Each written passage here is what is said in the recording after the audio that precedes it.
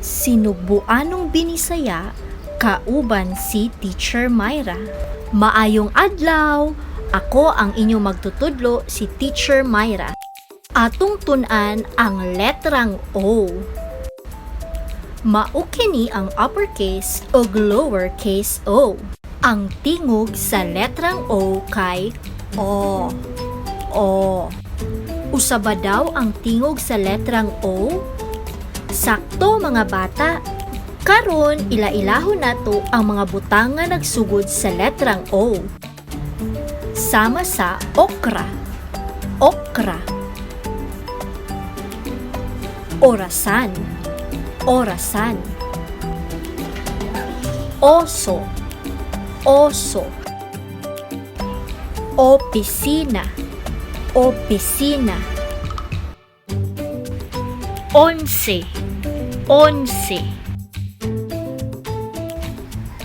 Hospital. Hospital. Obispo. Obispo. 80. 80. Very good mga bata. Karon, tubaga ang mga pangutana ni Teacher Myra aron atong mahibaw-an kung aduna ba kay nakatunan sa atong leksyon. Isulti ang nawalang letra sa sinugdanan sa kada ngalan sa hulagway. Andam na ba ka? Kay magsugod na ta. Okra. Okra. Unsa man ang imong tubag? Correct. Ang hustong tubag kay O. Oso. Oso.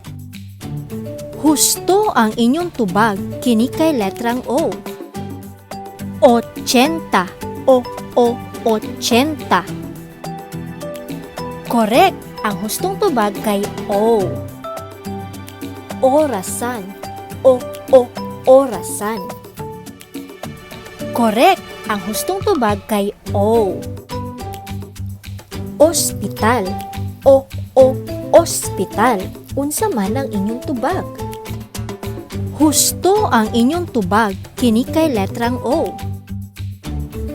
Onse. Onse.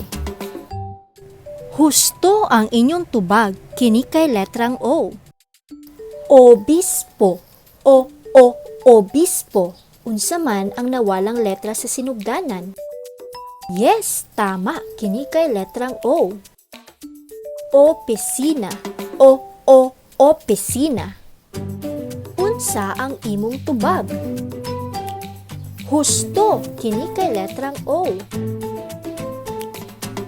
Wow! Very good mga bata. Ipadayon ang imong pagkugi sa pagtuon.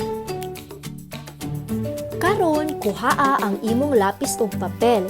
Isulat diri ang uppercase ug lowercase o. Paningkamuti nga hanay ang imong pagkasulat ug ipakita sa imong ginikanan kung humana ka.